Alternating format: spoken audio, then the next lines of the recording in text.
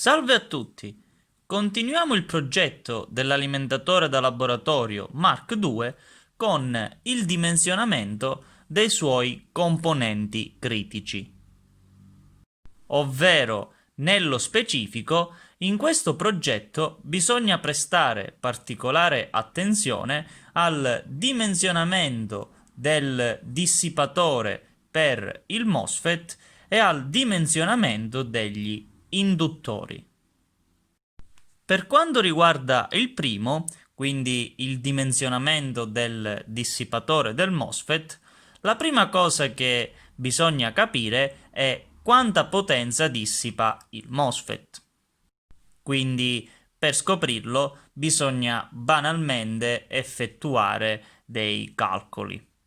E quello che risulta, sia effettuando dei calcoli con formule analitiche e sia effettuando delle simulazioni su LT-Spice, è che quando il convertitore porta in uscita una potenza di 100 watt con una tensione di 30 volt e utilizzando come MOSFET un IRF 510, risulta che la potenza dissipata da questo componente è pari a 6 watt ed è un valore di potenza che il package TO220 non è in grado di dissipare da solo, quindi necessita di un dissipatore.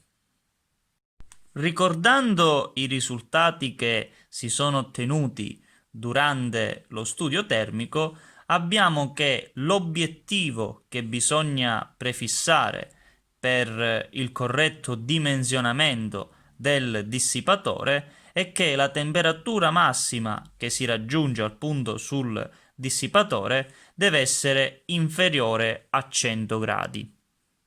Dopo alcune prove con alcune geometrie di dissipatore, sono riuscito infine a trovare la geometria più adatta per questo caso, tenendo anche in considerazione che questa geometria poi deve riuscire ad entrare sulla scheda, quindi che come ingombri non vada a toccare i componenti vicini. E la forma più adatta che sono riuscito a trovare in laboratorio è questa qui. Quindi bisogna adattarsi con quello che si ha già in casa.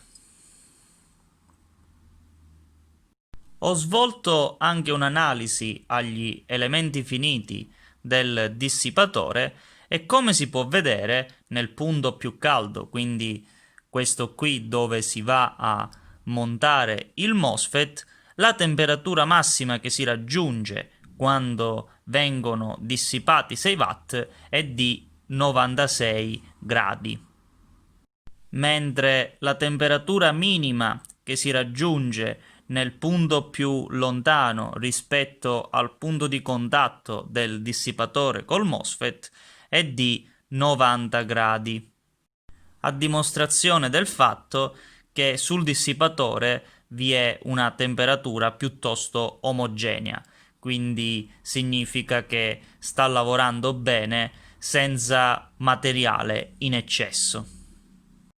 Per quanto riguarda invece il dimensionamento degli induttori, abbiamo che il loro punto di lavoro peggiore è quando l'alimentatore è in full power, quindi sta erogando la massima potenza.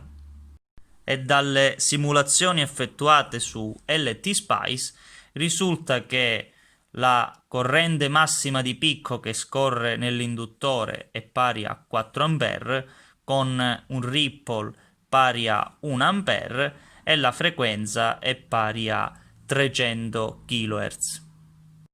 Utilizzando il modello che è stato ricavato durante lo studio sugli induttori di potenza e inserendo questi dati che sono stati raccolti, quello che risulta è che il punto di minime perdite quando si utilizza come nucleo un 25 corrisponde a un valore di mu con R pari a 110 e a un numero di giri dell'avvolgimento pari a 20.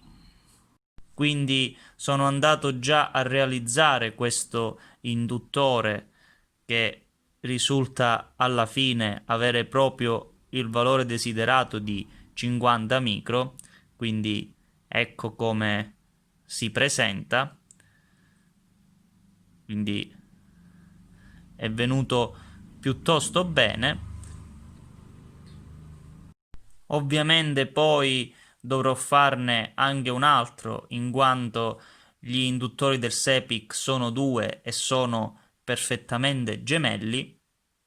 Quello che risulta dai calcoli effettuati sul modello analitico e dalle simulazioni su LT-Spice è che le perdite relative a questo induttore in queste condizioni di lavoro sono le seguenti. Quindi abbiamo una perdita per resistenza DC abbastanza sostenuta di 630 mW, una perdita AC di soli 44 mW e poi una perdita nel nucleo pari a 568 mW. In generale però c'è da dire che queste perdite sono abbastanza basse, quindi considerando quelle che sono le dimensioni dell'induttore avremo che in realtà la temperatura aumenterà di massimo 10-20 gradi. Quindi l'induttore resterà abbastanza freddo. Molto bene, quindi questo è tutto quello che è stato fatto e come è stato fatto per quanto riguarda il dimensionamento di questi componenti. Per il momento quindi è tutto. Alla prossima!